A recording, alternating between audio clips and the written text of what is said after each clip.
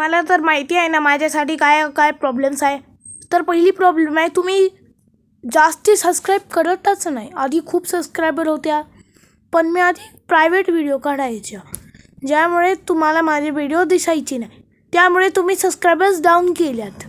आणि जेव्हा मी पब्लिक आणलं ना, तेव्हापासून तुम्ही वरी आणले तर खरं.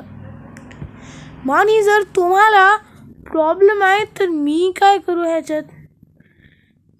जर त्या यूट्यूबरचा डाऊनफॉल झाला तर मी तुमच्याशी नाही बोलू शकतो. आणि तुम्ही इमॅजिन करा मी काळा का आहे.